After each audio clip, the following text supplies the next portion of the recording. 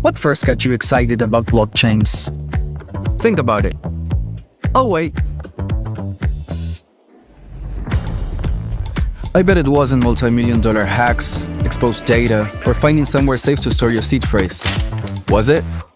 Maybe it was the idea of decentralizing a broken financial system. Maybe it was imagining a world where people own their own data and get to sharing the value it creates. Or maybe it was the promise of a fundamentally better way of connecting, communicating, and transacting. The next phase of the internet that empowers us instead of exploiting us. So why hasn't that happened yet? Why are we still living with the same broken system that blockchains promise to fix? It's because blockchains can't keep a secret. Enabling open, transparent systems was only the first half of the challenge. For blockchains to really change the world, they also have to be able to protect our sensitive data when it matters. And that's why we built Midnight, to bring down the final barrier to mass adoption and unlock the full potential of the decentralized web. Let's build the internet we deserve, together. Ladies and gentlemen, we all know this in crypto. Ownership matters. That's why Cake Wallet. Cake Wallet gives you full control of your digital assets, all in one easy-to-use application. You can store Bitcoin, Litecoin, Zcash, Monero, and many more with just one secure backup. Swap between coins in seconds. No copying addresses, no complicated steps, and even includes Bitcoin Lightning for faster payments. And with Cake Wallet built in, you can use crypto in real life through debit cards or gift cards. Simple, secure, self-custody. Download Cake Wallet and take control of your crypto.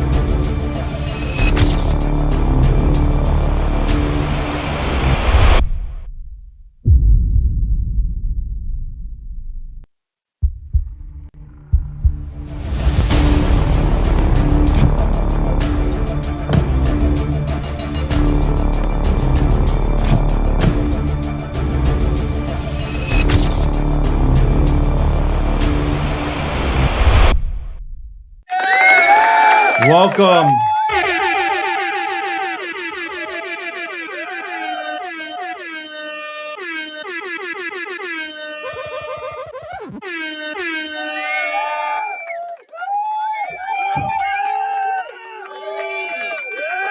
I predicted that the New York Knicks would win, and they won. And they won.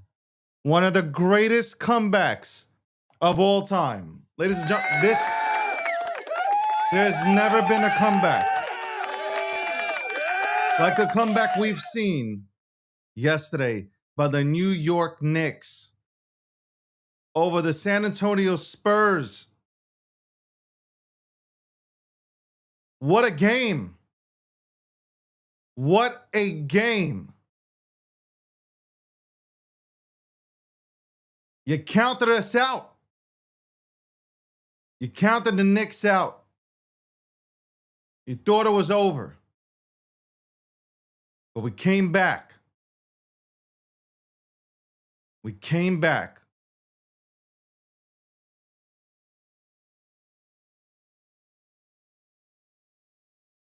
Go New York, go New York, go. What a comeback. Unprecedented comeback.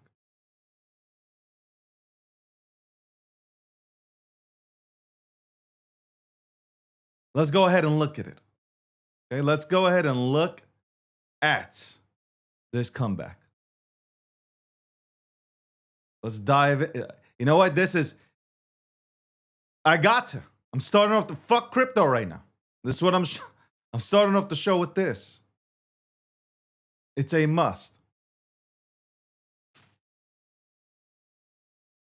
It's a must. Put this on. Stop this right here. The NBA's clutch player of the year had a clutch shot in game 3. Fox on the drive. Wembanyama puts up the jumper. Shot's good. He had missed 9 of 10 shots, and it's back up to 7. And I like where he caught it. He caught it inside the three-point line. That's a top-of-the-key jumper. No matter how much Karl Anthony Towns contests, he can get his release higher. Brunson double team, finds Alvarado to Towns. Thought about a 3. Shot clock at 6. Brunson looks up at the clock. Finds Alvarado. Open look, Alvarado three-pointer. It's good! Back to 4 with 3 minutes remaining. Well, they're scoring every time down the floor right now. But San Antonio had a couple of buckets in a row. See if the Knicks can get back to... Let's make this very clear. If you did not watch the Knicks game last night, we were down. We were down 29 points. Felt like 90.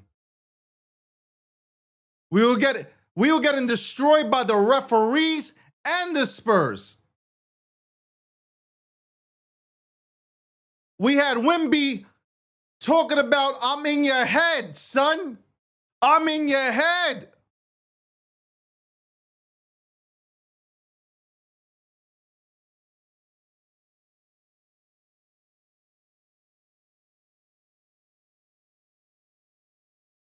I'm in your head, son.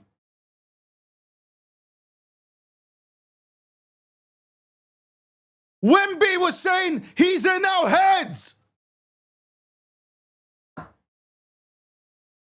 The New York crowd was out of it. The New York crowd, the arena, Madison Square Garden was cooked.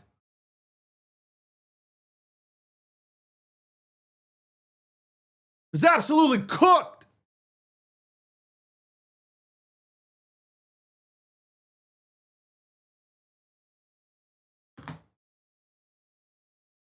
Nothing was going our way. Nothing.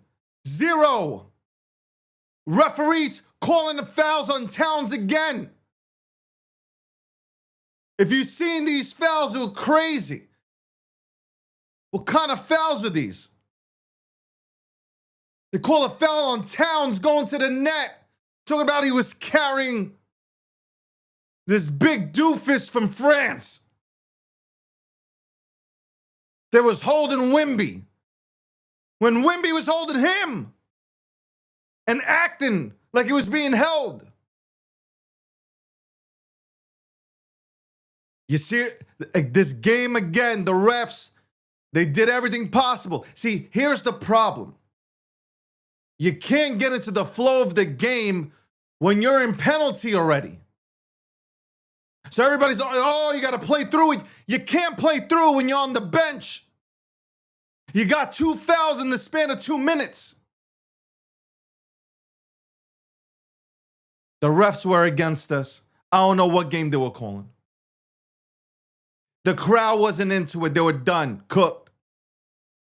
San Antonio, you got Wemby on the floor saying, I'm in the hood. Like, whatever. It's not a French accent, but he was saying something in his accent. I'm in your head. Laughing at the Knicks.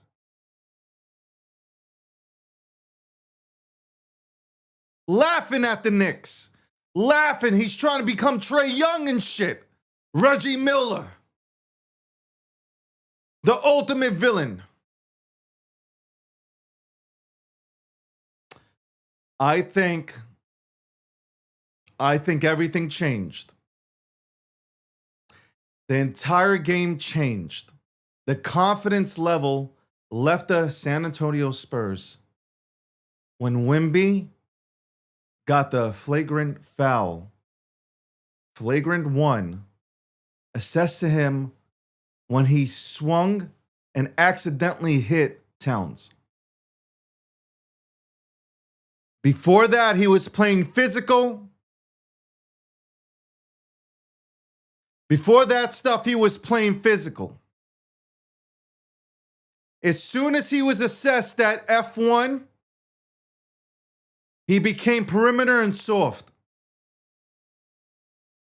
And his entire team followed. I really believe that was the changing point of the game. I don't know why a lot of people aren't talking about this, but as soon as he got assessed that flagrant foul, the game changed. He was scared because now he's one foul. He's one flagrant foul away from being suspended. You can see it. It changed.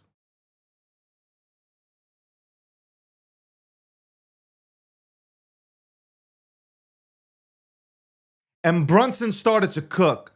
Even before that, Brunson slowly, he was starting to get into the groove. OG, I gotta tell you, OG, probably the MVP of this series. If the Knicks win, which I believe they will, probably the MVP of this series. I love Brunson. I love everybody on this team, but OG.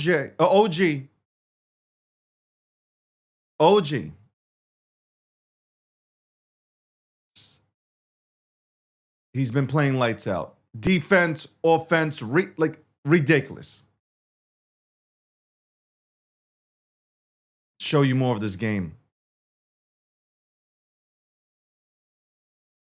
Forcing a tougher shot deeper into the clock. Knicks trying to pull off an impossible comeback. Fox dribbles it off the foot of Anunoby. Can go in the backcourt.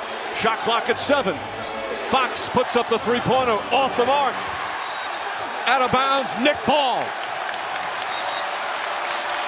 Both teams still have 2 timeouts remaining.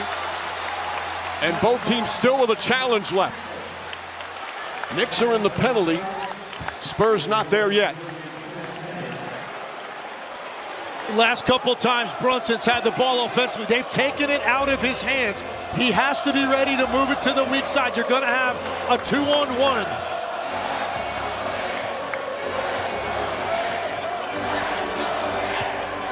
Brunson with Wemby on him. Drives, pulls back. Shot clock at 5. Brunson fires up a 3. Puts it in! 1-point game! This building is shaking right now!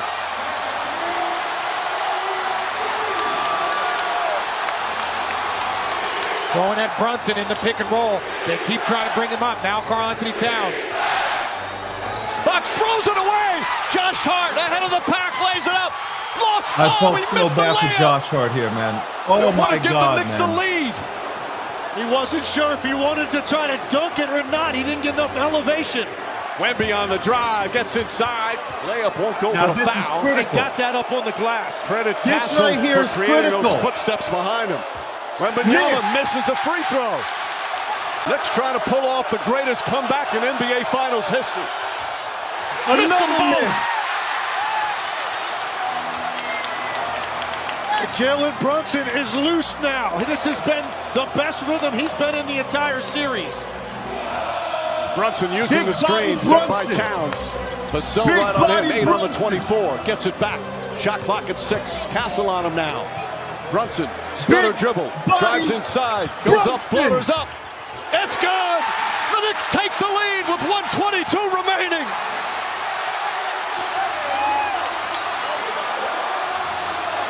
Their first lead of the Body night. Brunson. San Antonio looks a little unsure what they want to go to right now offensively. Fox pulls it back, cross court, Vassell. Castle stumbled, lost it. Picks it up again. Hart right with him. Castle on the drive. Inside, and he stepped out of bounds. Knicks ball with 1:02 remaining. Resisting that baseline drive, using the baseline as an extra defender. Brunson brings it up, Vassell on him. Alvarado sets the screen. Wemby right there lurking. Alvarado has it. Shot clock at 8. Good ball denial from Vassell. Brunson gets it back. Brunson leans. Nearly taken away. Has to put up the shot. Won't go. Towns the rebound. The follow. And they wave it off. A 24-second violation. And to try to get some action. Robinson guarding Wembanyama. They throw it in the backcourt to Fox. The Knicks defense here in the second half has been spectacular. Fox against Anunoby. Pulls up, jump shot. Short, won't go. The follow, no, but a foul. He hit the 2 clutch free throws in game 3. Young man who was born in Queens, plays college ball on this floor, sometimes at UConn. Knocks down that first one.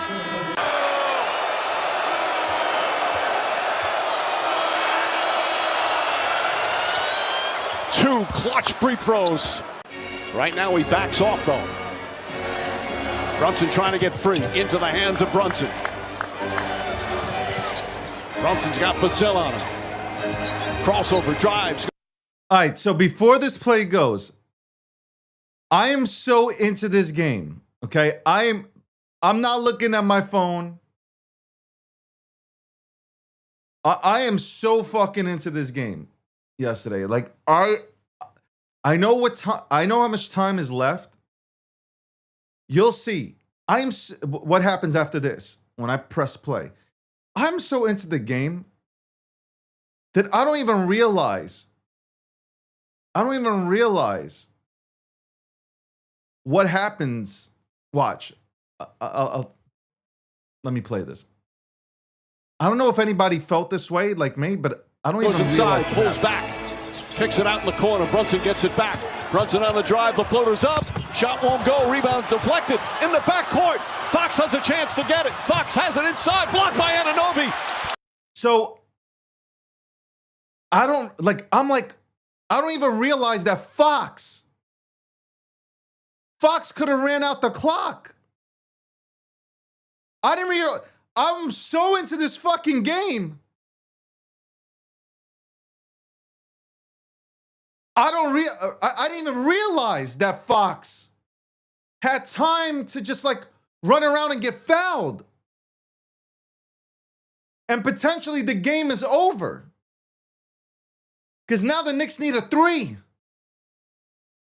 If he makes 2 buckets.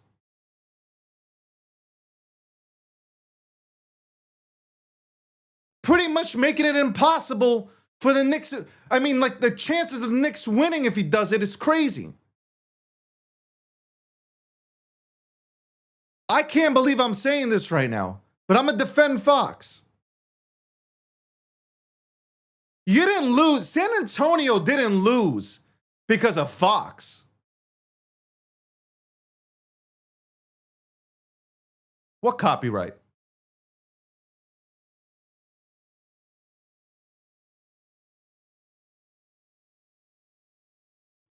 This was played on ABC. We're just playing the clips. What, they hit me with the copyright already? Yo, I can't get away from any of this stuff.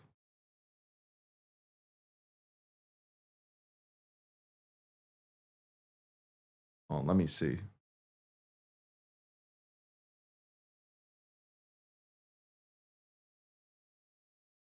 Point, you know, the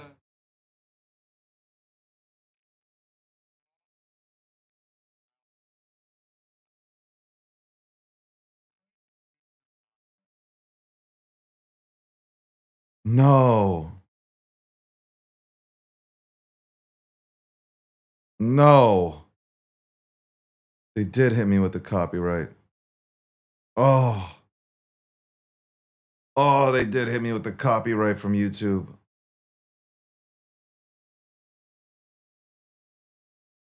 Oh, assholes. I got hit with the copyright. All right, you know what? It was worth it. It was worth it.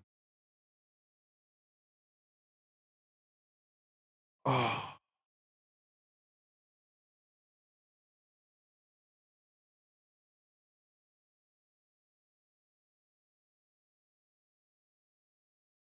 All right. They said that is, you know, after I'm done playing this, then they can play it. Okay.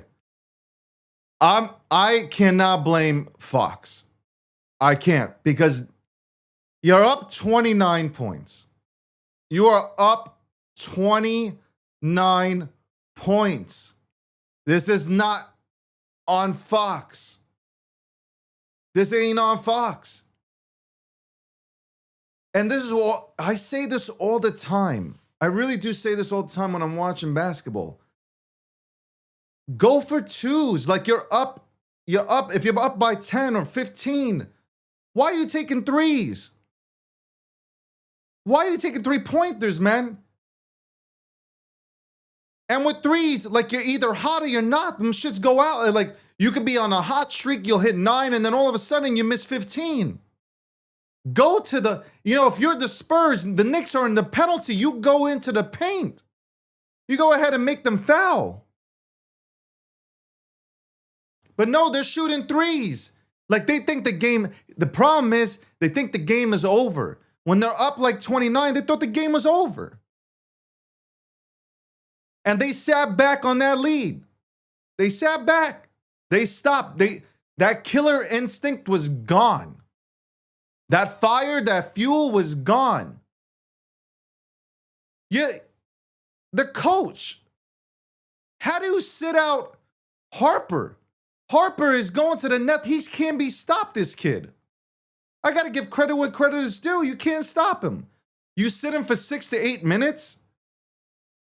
The kid drives to the net. He's not just shooting threes.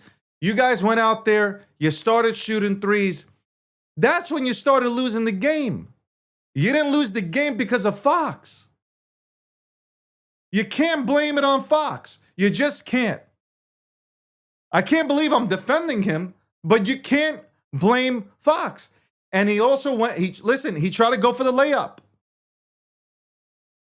thinking that maybe they'll call a foul. Along with that, an and one. It didn't happen. Let's finish up and let's see if they restart the broadcast. But I'm going to play this to the fullest. 9 seconds remaining. 6 seconds remaining. And Mike Brown, when they call a foul, they had a foul to give. Go flat for Jalen Brunson. Allow him to operate at the top. 101. Brunson gets it, fires up a 3. Shot no good. The chip, it's gone. It's gone. It's gone. The greatest. With 1.2 remaining. Greatest. Knicks take the lead. Shots. OG Anunoby. Rebound. And it's 107-106. Comeback of all time.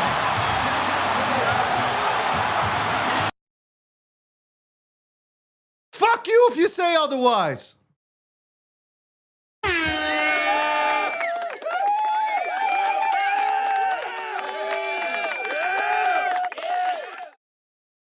Play that again.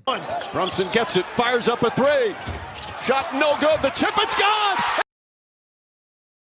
What you want, son? Bring in New York City. Knicks in 5, bitches. We took their hearts. We took their heart.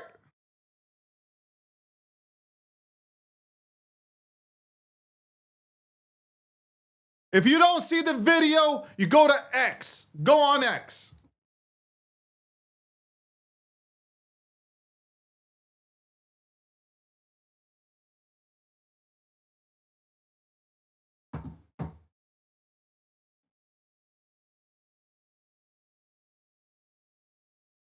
That's what I'm talking about. The crowd's going crazy. It's gone with 1.2 remaining. Knicks take the lead. OG Anunoby, and it's 107-106.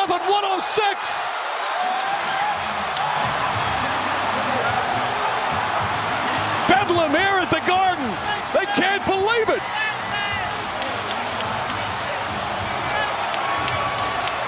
I legit was jumping up and down in this Brunson's shot office. looked good and just came up short. I was jumping up and down. Towns will guard the I inbounds. couldn't Robinson breathe. will guard Wembanyama. Vassell, Castle, Fox as well. Harper's going to inbound the ball. No timeouts left. They have to get it in. Harper lobs it inside. Castle hasn't lost it. That's it. It's over. The greatest comeback in NBA playoff history. The greatest comeback.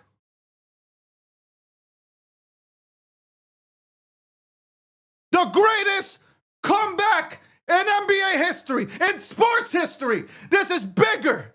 This was bigger than Tom Brady whipping the Falcons' asses. This right here was the greatest comeback of all time. I don't give a shit what you guys say. I was in this office, okay? I was in this office. I was jumping up and down, and I wasn't even screaming. You guys might have thought or might think that I was screaming. I couldn't scream. I was like, yes, yes. That's what it sounded like, man. And I'm jumping up and down. Holy shit, what the fuck am I watching? Coming back from 29. From 29. El Dorado, I don't even know who he is. He tried to body slam Wemby. He's not even taller than Wemby's leg.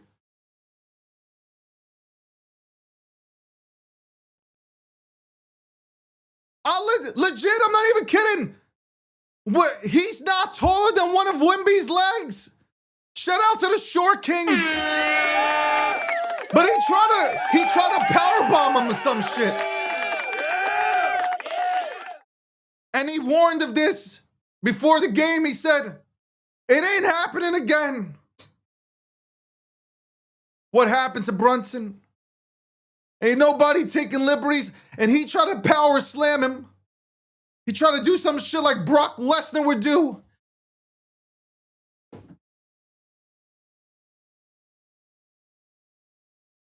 This kid hit 2 threes.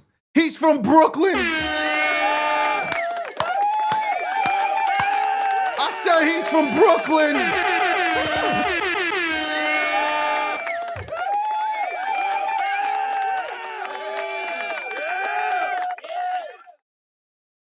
I don't even know why Taylor Swift is in the crowd. When did she become a Knicks fan?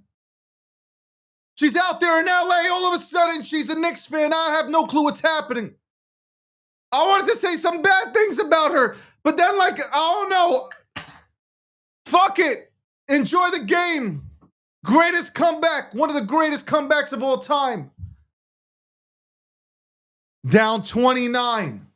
Refs are against us. You got Wemby doing, I'm in your head.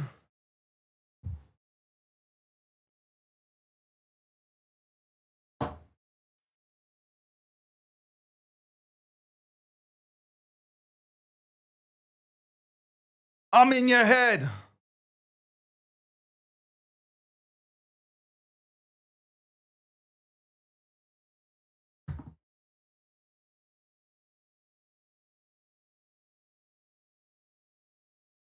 Oh my God. I can't. I'm telling I was yesterday. You know what? And it's crazy. I had my camera on. I didn't turn off my camera. I wish I would have recorded myself. Like, I wish I would have recorded. I'm back live. I'm back live on YouTube.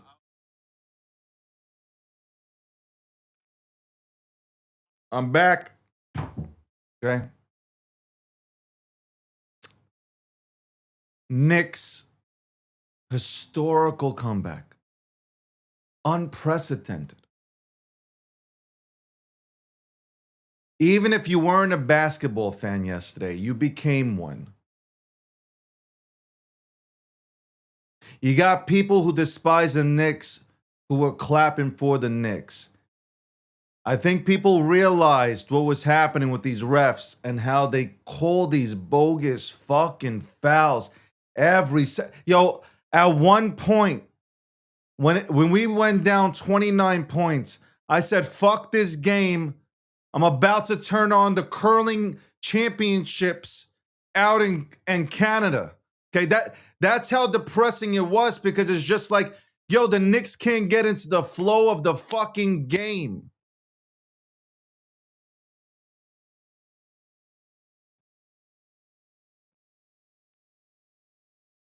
I legit was about to watch curling. I was so close to watching curling.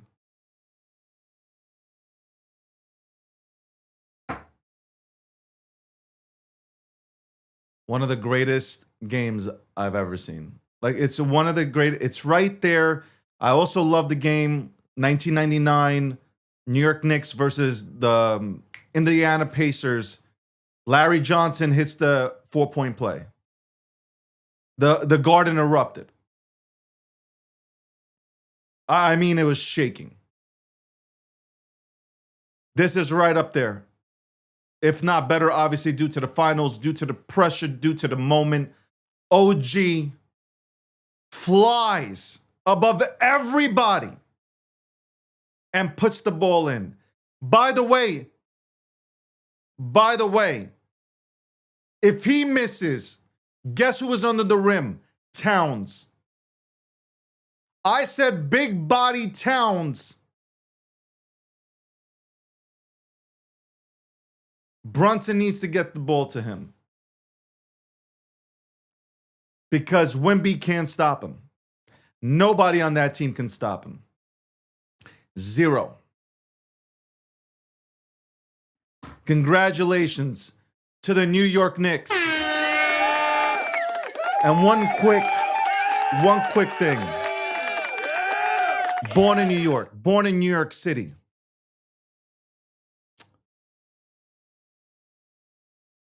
I know we're excited. I know all of us are fucking excited. But what's happening after these games in New York City, it gotta stop. You're going out there, you're beating up on Spurs fans. That's not New York City. That is not it. You're throwing eggs at Wemby. I don't like the guy. But throwing eggs at his head, throwing shit at the players from the Spurs, that is not us. Okay, that's Philly. Philly boos the fuck. Billy boo. They booed fucking what's his name?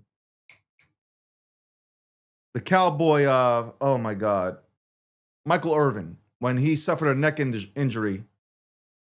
Philly clapped, and they boo Santa Claus. That's not New York City. We don't do that. So seeing yesterday you guys jumping on taxi cabs, celebrating and breaking taxi cabs. Somebody's working. You're breaking cabs. You're doing, like, that's not New York. Celebrate, have fun, but there's no reason to harm anybody because they support a different team. That is stupid. You want to go ahead and troll, but hitting people, that's not New York City. These are crackheads taking liberties, okay? And you make all of us look bad. You really do. You make all of us look bad. First time in 27 years, we're back in the finals. We're celebrating. We're having a happy moment. People are rallying for the Knicks to win. And here you jerk-offs are. You're going out there and you're doing this shit. This shit is uncalled for. Tearing down the city. I just don't understand that. Celebrate. Let's have a good time. Tearing down the city? What is that about? I'm not with that. I'm not with the violence like that. That's so stupid. Making political statements. Go home. It's not. We're playing sports here. This ain't a political statement. Anyway, I'm fucking excited.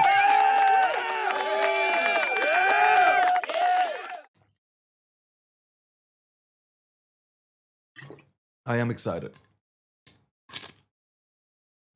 I woke up different today. I woke up different. I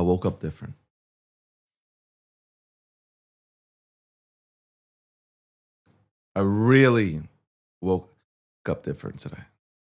I was like, man, it honestly, you never give up. Never give up. Even when doubt creeps in, you don't give up. They kept chipping away. That 29-point lead that kept chipping away. It's funny how they said, like, you can't make back 19 points with one shot. You chip away, you chip away, you chip away. That was New York grit.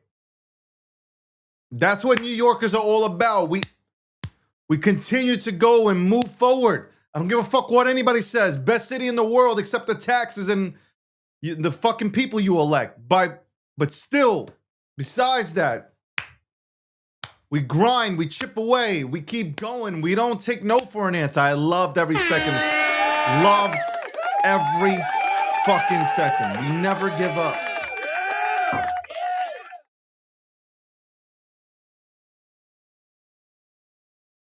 I don't know who this person is right now. As I am celebrating the Knicks. As I'm celebrating the Knicks' historical comeback victory. Here's some person shilling some conference, and I'm going to have to kick you out of here because you know what? Today's not the day. Today's not the day to be shilling conferences, okay, in my goddamn fucking comment section on my show. Not the day.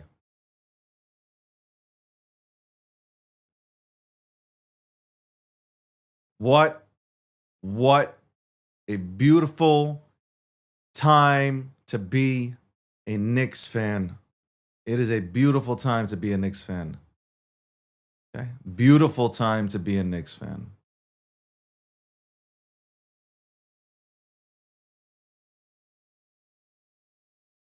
Beautiful time to be a Knicks fan.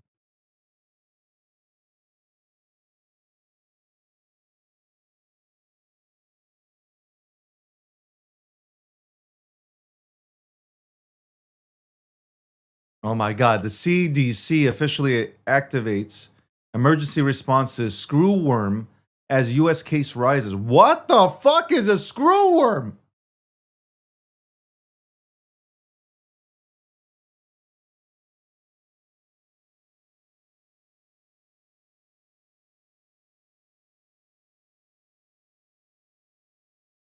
This just in.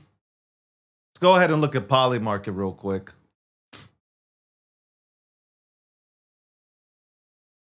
Let's look at Polymarket real quick.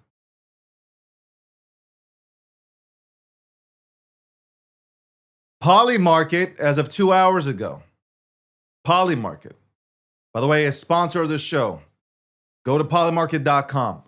And I go there for information because it's instantaneous. Just in, Democrats soar near an all-time high in the odds to take the House at midterms. 82%. The Democrats have an 82% chance, according to Polymarket, according to Polymarket, to win the House in 2026. I talked about this yesterday with Landy.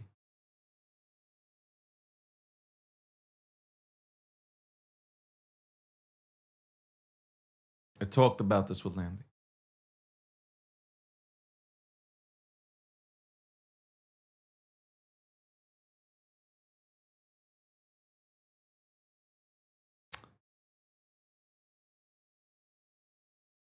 People will vote for Democrats, regardless of their party affiliation.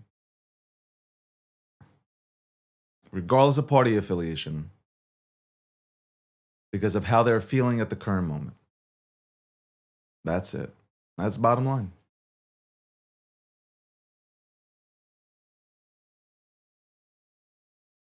Democrats soared near all-time highs. And even if it's not the right choice, because she's definitely not the right choice, they will go and vote for somebody like her who will tell you that life will be better under her and the Democrats, which it will not, because it's been proven. You've seen it 4 years under Biden. You can even go more years if you combine Biden and Obama. Like, they were turning America into a socialist country. They want to finish it badly. Again, polymarket.com. You can go ahead and check that out. Give them a follow as well on X. 82% chance. That's crazy. That number's gone up, man. It was at like 62. Now it's at 82. This is crazy. This is crazy, man. Who's the crackhead, man? Who's the crackhead voting for this shit? Who is the crackhead voting for this shit? Anyway, I haven't even looked at crypto. You want me to be honest? I haven't looked at crypto. Right now, it is all about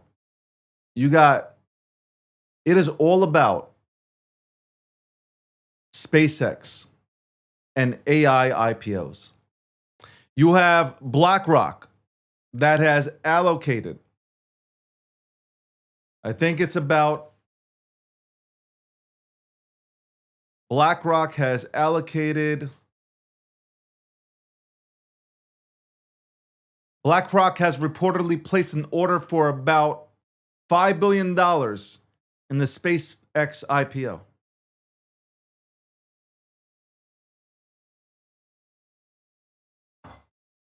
Crypto will not start ripping, and I put this out there. I firmly now believe, looking at the markets with the IPOs and everything, like, we will not see crypto start to move until Q4. I can see it hovering in this range, and if it goes lower, me and Landy discussed, and where he thinks it could go, even if it doesn't really matter, because again, it's going to come down to Q4.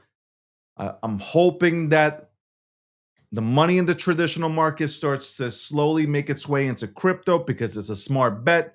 Everything's pretty much bottom. Let's go ahead and pick up some lovely treats here, and let's send this motherfucker, and we're talking about Bitcoin, to 250 to 300K. That's how I'm viewing it. That's how I'm seeing it. That's how I'm viewing it. We have Landy here for 15 minutes. Our cutoff time, by the way, is 2 o'clock today. I went almost 6 hours yesterday. I missed a beautiful day too. I'm going to tan my balls. Hello, Landy. How's it going? Hey, David. How are you today? I Good. I know you're doing very well. So I'm fucking doing phenomenal. so am I. Man, I was on pins and needles that entire freaking fourth quarter. That was wild comeback. But yeah, You should have. I was looking at my video camera after everything was said and done, because I went on to Rob's show yesterday at 8 p.m. and I left it on. I wish I would have recorded myself watching the game. yeah. I acted like a bitch at the end. Like I didn't scream like a man. Like The voice, the scream that came out was one of a female. That's Yes, hilarious. yeah. Like I was like, what? That's hilarious. After I was done celebrating, I was like, whoa, that was really. And I looked at my camera. I'm like, if I actually would have got the reaction, I mean, like y'all would have loved it. You would have definitely. Y'all would have been crying. You should have seen me. I looked like I was losing hair. I was aging throughout the process. Here's how bad it was. I went and got a slice. Really? Wow. Stress eating. Wow. I don't do these kind of things. I mean, it was a roller coaster of emotion, like really deep depression at one point of like, oh my God, they are messing up and they can't stay out of foul trouble. Obviously, refs being a little biased there with a lot of it, but they Landon, just you it was you insane. understand game. You watch sports. It's like Yeah. how do you can't as a so like when people say, "Oh, stop blaming the referees." I also like I also respect that. Play your game, right? Like it's not going to stop, right? So just try to play through it, right? It's one of those like try to play through it, but you can't get going when you're getting called on a foul for like breathing. Like, oh no, I cut out there, right? Yeah. Okay. You're back. It's What happened? yeah, me too. It's tough to get going when like they're just calling these fouls. So like you can't like yeah, man up, keep going, but like yo, I can't get into the flow of the game. Look at Towns. He couldn't get into the flow of the game because they kept on calling these phantom fouls on him. So Yeah. that's why Landy. That's why I was depressed. And I was just like by halftime, I was really looking at my remote and I was like, I'll just watch the curling competitions because at this point it's just like we're going back to San Antonio. It's going to probably be 2-2.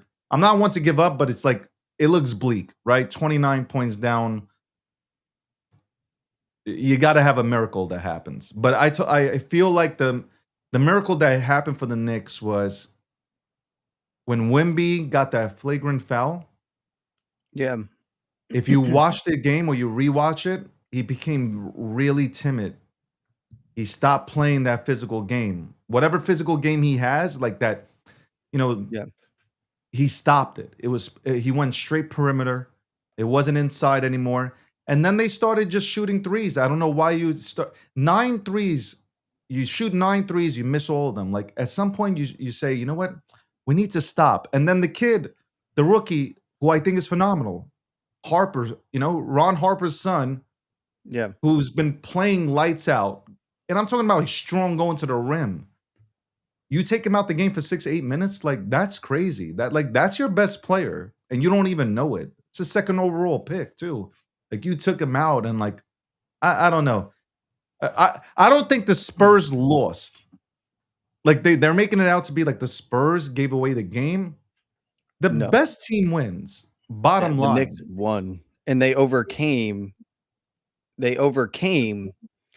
the foul trouble to come back 29 freaking points to win. And you would think the Spurs, like the Knicks are in foul trouble, right? They're Yeah. already in penalty. So like all you had to do was run the clock and just go into the lane and have them pick up fouls, foul a lot of them out.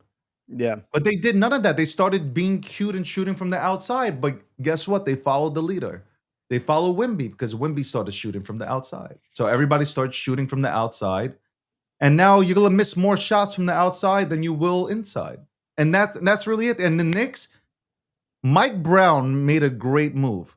When he put in El Dorado, okay? Mhm. Shout out to Brooklyn. He puts in a small king. He's like 5'1". Yep. Respectfully, okay? Shout out to El Dorado. I take no offense.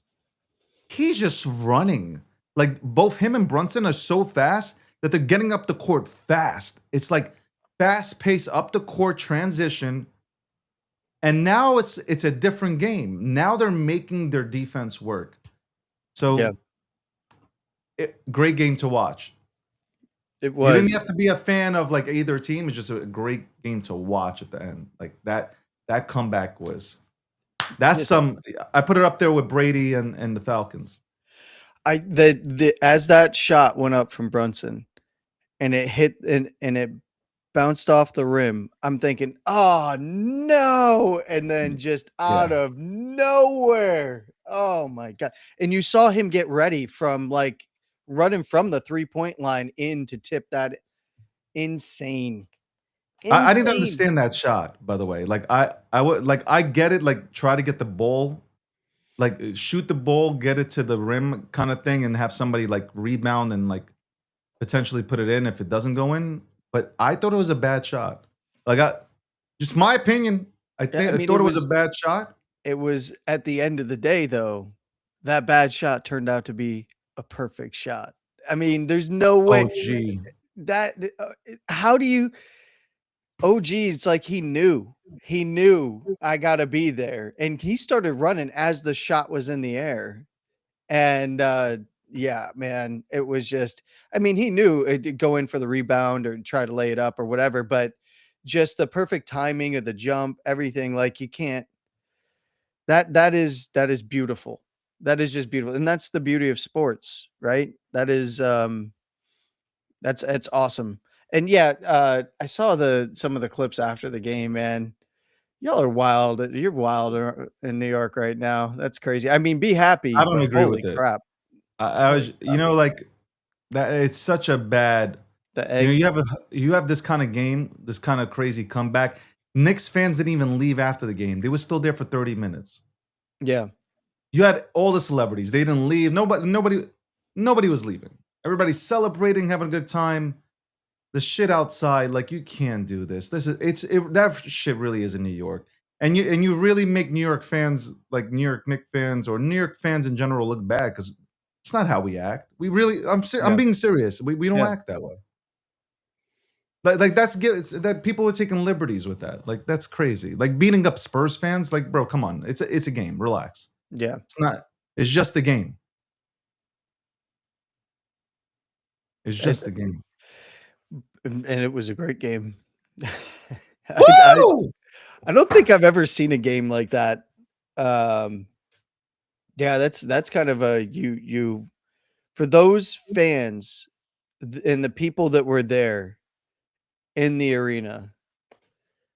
That had to be that is a lifetime memory watching that, especially well now, you know, it's not over till it's over, but that was that's got to be ingrained as one of the greatest finals comebacks and wins of all time. Put it in the history books. That was wild. I Yeah. was honestly, I was blown away, man. I could not believe what happened. Same. That's why when Fox went up for that layup, because we're on this comeback, right? Fox goes, and I'm like, shit, we missed that, right? But I don't even know. Number one, I lost track of the time a little bit. Mhm. And then I didn't realize that he could at that moment, I didn't realize he could take the ball and just like run clock and all they needed to do was foul him. Like if he gets fouled, he shoots 2 buckets. Yeah. At that point, 2-2. you know, Yeah. it's difficult. You got to hit a 3-pointer to go ahead and win the game. And that, Yeah. So like, but I'm saying that's what kind of game it was. Like, imagine like, that's why I don't blame this kid, right? I don't blame Fox because you had a 29-point lead. You can't blame one player for how the game ended up because you guys could have closed it out easily. So, yeah, everybody wants to point the finger at him for going for a layup and attempting to maybe get fouled or whatnot. But I don't know. I don't think they lost there, man. They lost after. I still believe they lost after the flagrant foul committed by Wemby. That's when I think that's when he got really timid, knowing that he can get suspended. That you imagine, and if they actually upgraded the call beforehand on what he did to Brunson, he would have been suspended for Game 5. So, he's done this all series, like throughout the whole playoffs. He's done this to other teams. I mean, Yeah. I've talked to a fan from OKC, and they're like, "Yo, he was doing this shit to us, Mm-hmm. and he was getting away with it." The NBA. I'm gonna tell you one thing though. The NBA looks really bad from this perspective of referees. You already had like what was his name? Tim Donahue? I think that's what was his name. The guy who fixed games, the ref who fixed Yeah. games. Yeah. Earlier, well, was it last year or this year? It was this year. I thought he got where No, that no, he went to gambling jail ring. and I think he went to. I don't know. I think Oh, you're something talking happened. about back in the day. Yeah, yeah. No, He there was was fixing another one with the games. coaches and players earlier this year. That was another one. But before that, years ago, there was Tim. I think his name is Donahue? might, might No. be Donahue or something with a D. I forgot. And he would fix games. Yeah. So like you have this Adam Silver. You have this perception that games are fixed. You have referees that are making calls that are just even the commentators are like, for instance, Wimby, a ball went out of bounds. It went off of Wimby. They said it's Spurs ball. I'm like, Yeah, I saw that. I could not figure that out. It was it just very odd things. And honestly, shout out to Polymarket, but look, there is vectors for taking lines on games and outcomes.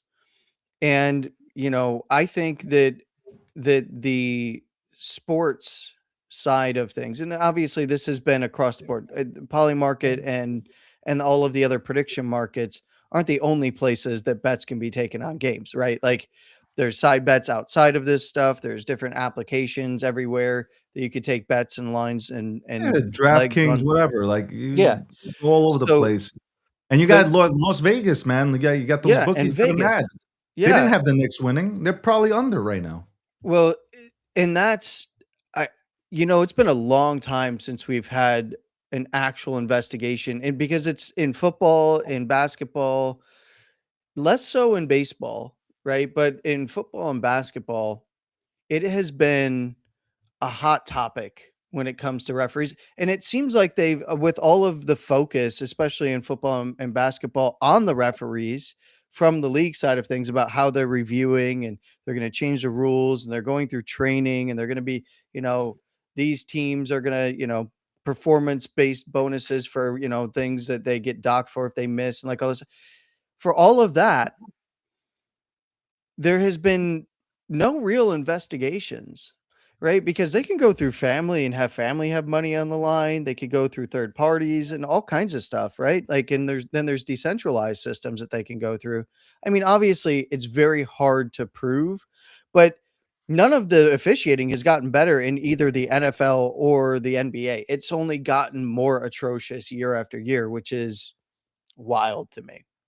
And because they have affected outcomes of games, especially in I would argue they've affected outcomes of games in both the NFL and NBA.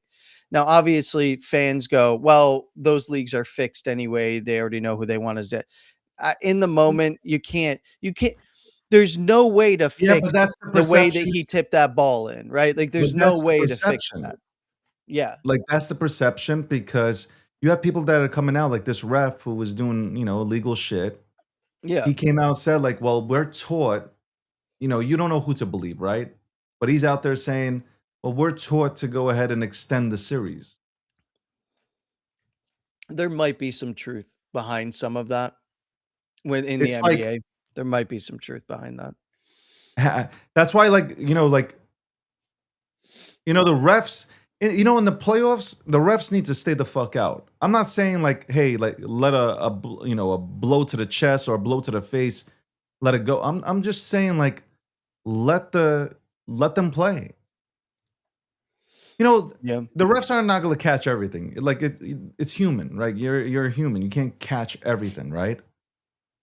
Mhm. But I think it should be some sort of system where like, hey, I didn't see something, let me go replay it.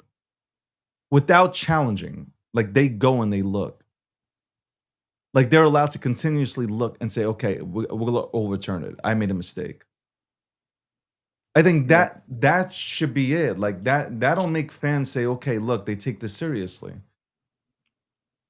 Yeah. I get that. That's micromanaging and shit, and you should let the game be what but I think that would be fair. I don't know. Either way, great game. It was a Yes. fucking great game. Fucking great game. Okay, what a game. What a fucking game. I And had look, people fucking wear. You know what? I'm not gonna even start. well, there's people out there like you're a Knicks fan. I'm a far away Knicks fan, right? Like I haven't been to a Knicks game in a very long time. But grew up a Knicks fan, watching what's going on there. Like there's people out there and this is the other thing is like Knicks fans going, "Wow, the Spurs suck." No, they don't. They don't suck. the Spurs don't Uh, suck. they do not They suck at definitely all. They're very they're a great team.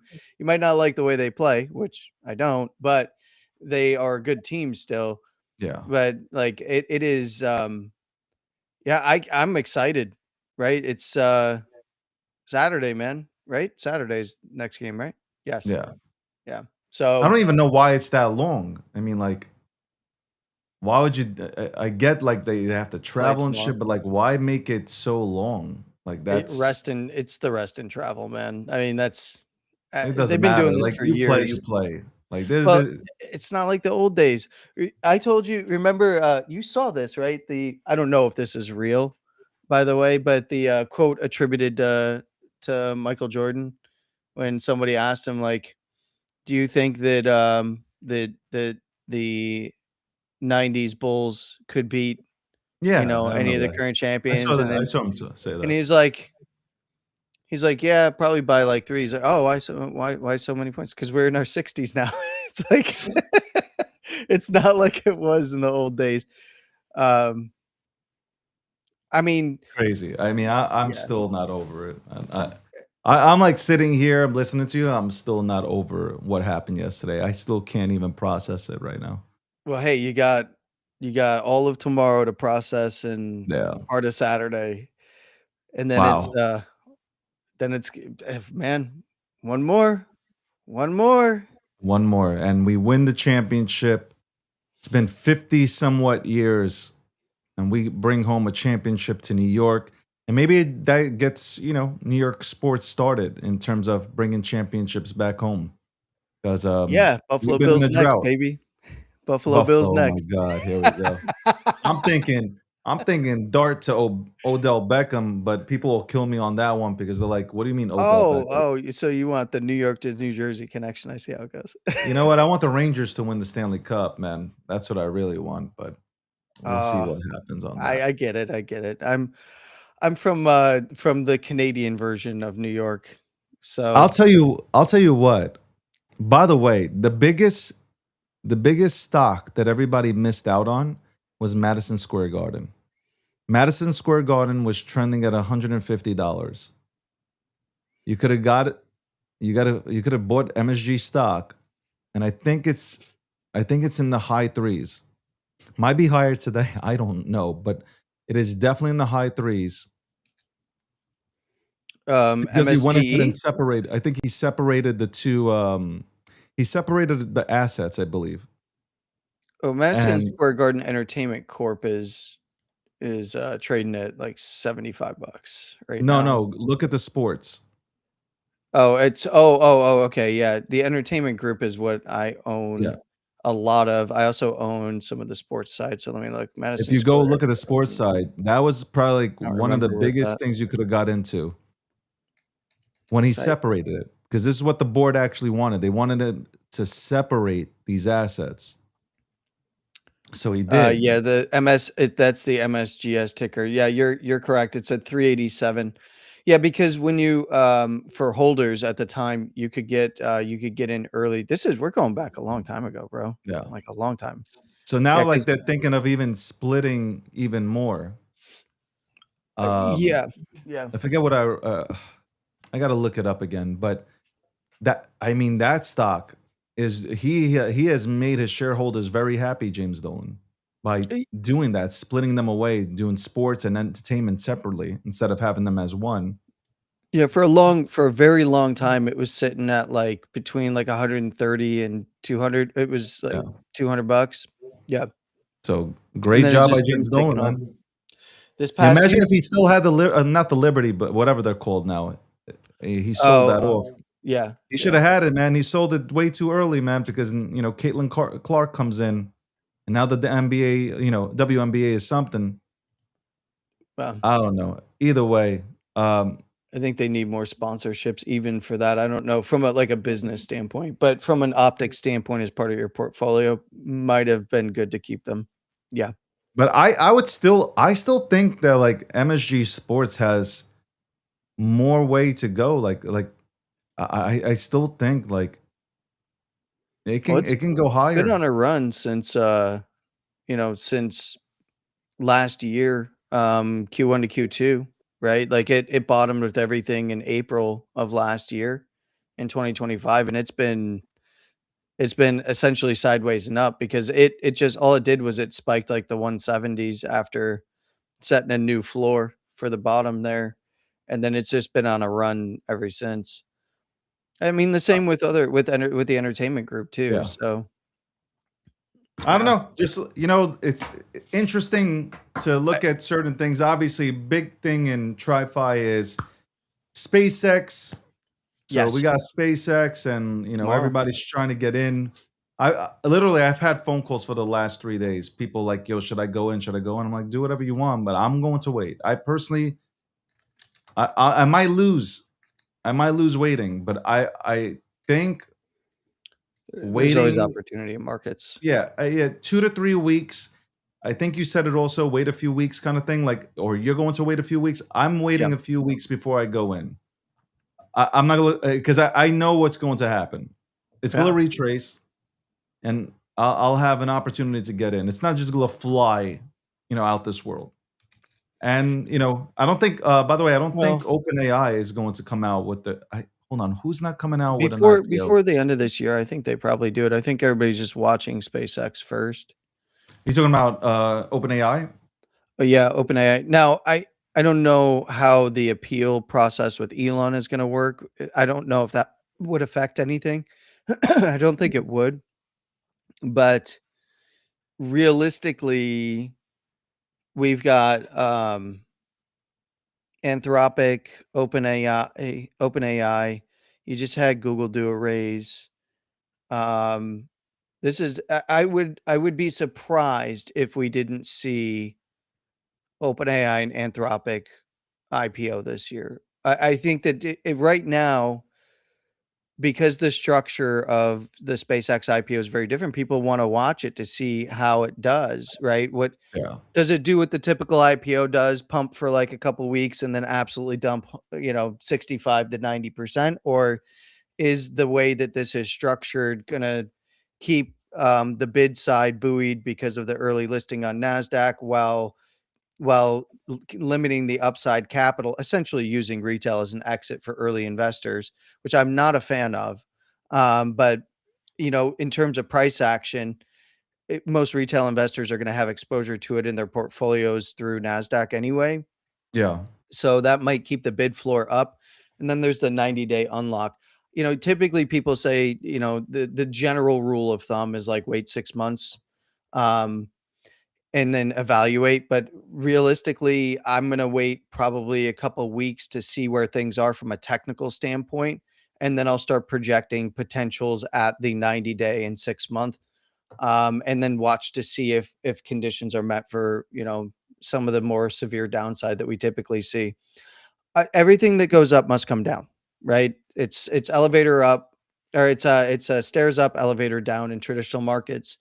Um, and the fervor around the event, I want to get that. I'm going to evaluate it after that, after things kind of settle down, the narrative settles down, the market's kind of getting to grips with where this thing is kind of going.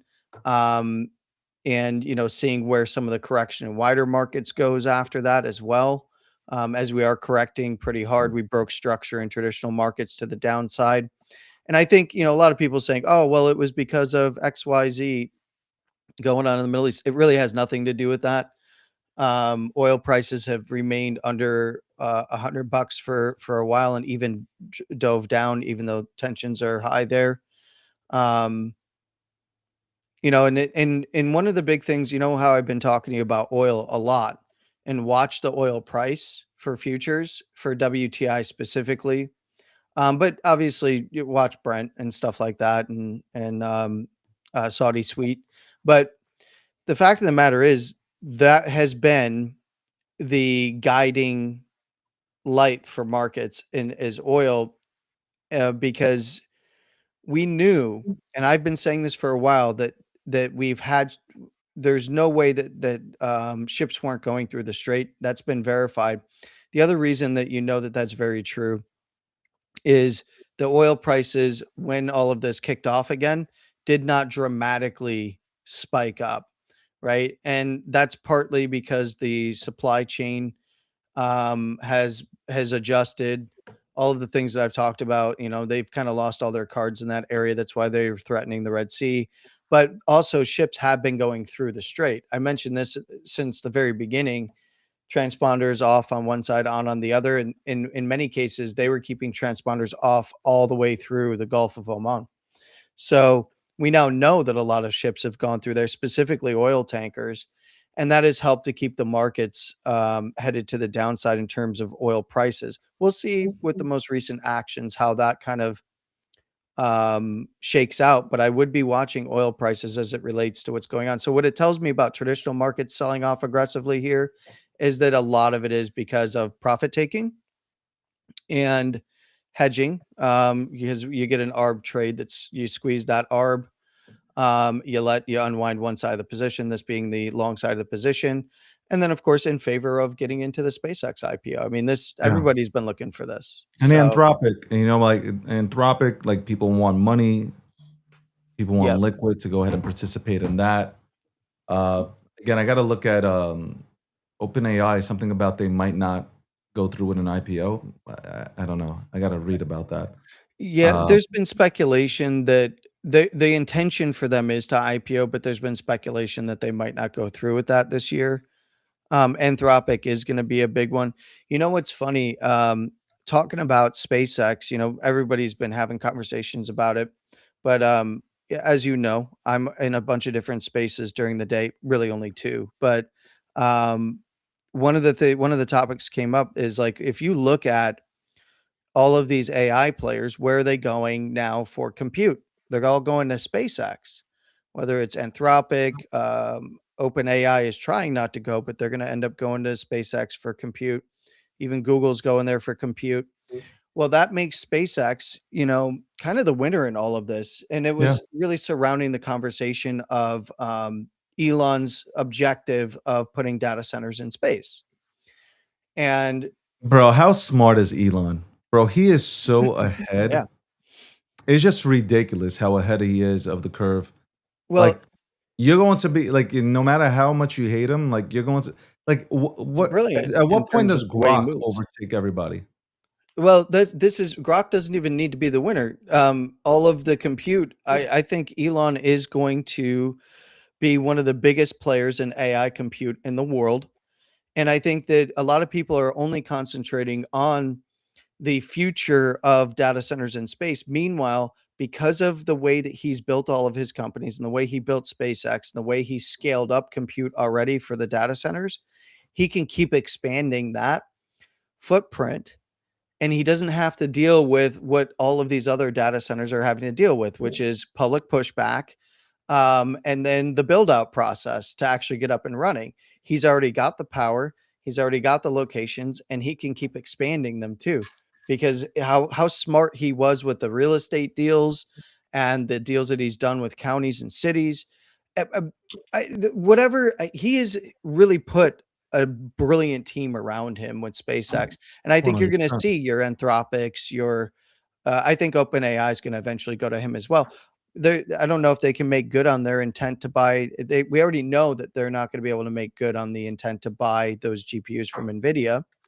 We found out about that earlier this year. Letters of intent really don't mean a lot, but we'll see if they try to come back and maybe redo that deal. I think everybody's going to end up with Elon and SpaceX for compute. So I think it's, and you've mentioned it, he's probably going to bring Tesla under there, under the SpaceX banner over time. That's just, I think that he's building an absolute juggernaut that is going to last many generations. Even when we do see AI bubbles pop and all of that, he's already going to be moving on to the next big thing. So Yeah, for sure. Listen, he made the, I didn't like the move with, discontinuing the Model S and X, but even these little things, he knows what he's doing. It's just he knows. yeah, Like, will it work out? Like, does everything that Elon that he touches works out? Like, uh, for some reason, it feels like 100% of the things that he touches just fucking tend to work out. But we shall. I'm still. I got to tell you, like, even though Elon puts it out there that people will be driving with, that the cars are going to be driving themselves with no steering wheels and stuff like that, I'll pass on that. I want to drive. I still want to drive. yeah, I appreciate FSD and stuff like that, but I still want to drive. But I know a lot of people don't. A lot of people rather have the car drive itself. Yeah. Listen, there are times where you want the car to drive you. yes, I get that. The long trips, it's much easier to go ahead and get out the car without your back hurting you. Okay. Without, the sun burning into your fucking eyes as you're driving. I'll You tell can, you. I'll tell you from experience that long trips, yes, you got a really good point. Um, Short trips, though, even like taking the kids to school, get in there, boop, hit a button. You can, eyes on the road, but you can actually just kind of let it take you there. It's like stress relief because for anybody that's got kids, it is stressful getting them ready and then getting them to school. Like we don't really have buses here in the area that I live. There's no school buses. Um, there are a few, select few, for very specific reasons, but here, just about everybody drives their kids to school, yeah. or they get old enough they drive themselves, right? And in this case, it is stressful as hell.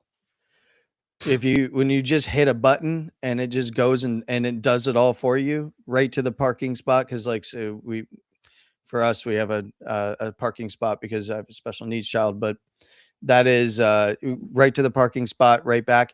Beautiful, dude. But don't take that steering wheel away because that thing can fly.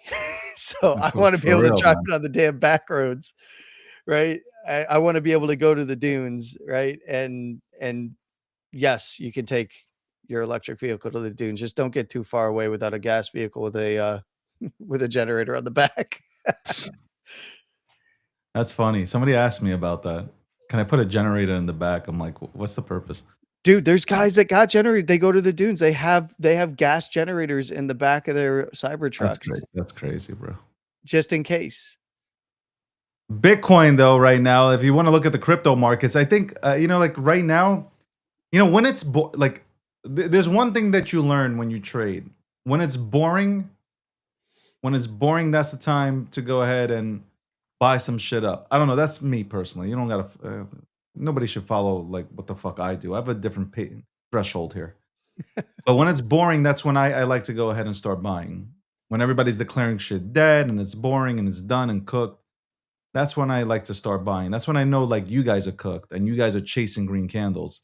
So like right now the intention is, and rightfully so, it's on IPOs and SpaceX. It's going to make Elon a trillionaire, and at that point, what does money even mean to him? like Yeah, like it's just in his pocket. yeah, Yeah, it's just he's like got a whatever. trillion bucks here. You have obviously a lot of people in SpaceX that believed in it in its early days. They're going to make a lot of money, just like the people in Tesla. A lot of people are going to retire.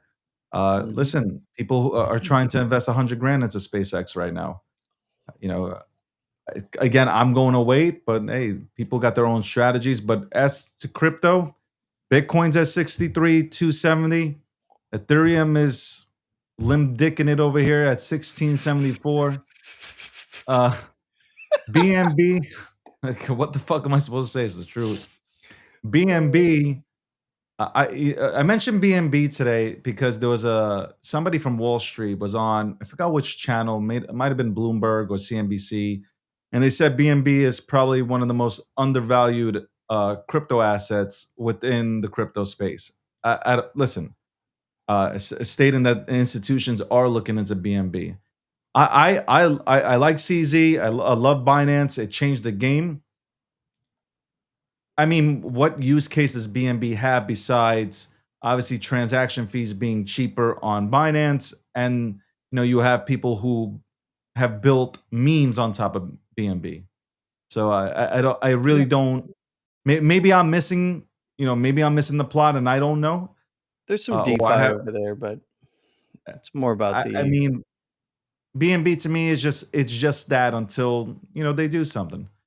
XRP a lot. Hey, XRP family, you guys were like, I wish it would go back under $2. Well, it's at $1.13. I mean, will it go back up? I believe so. Like you could, whether you like XRP or not, I believe it goes up. I mean, the number on that show will go up. Solana, I believe Solana will go up as well. And Solana has done what Ethereum hasn't done, and that is they've captured, or they continue to capture, the retail market. I want to say like the retail the degen retail market here.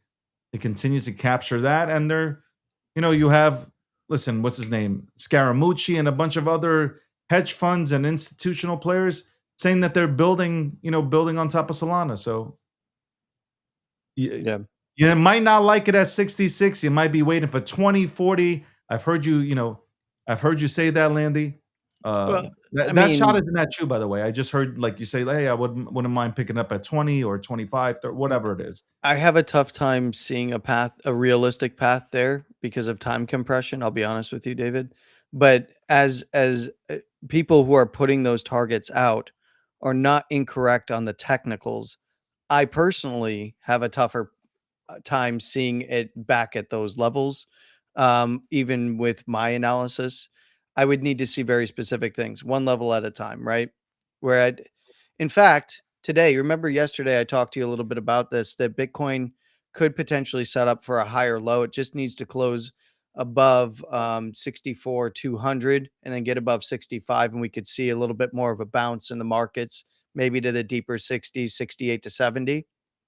We're actually seeing that is becoming a possibility as the hours go by today, with Bitcoin setting up for a potential higher low. The rest of the markets, BNB and Ethereum, everything's doing the same thing with a potential higher low.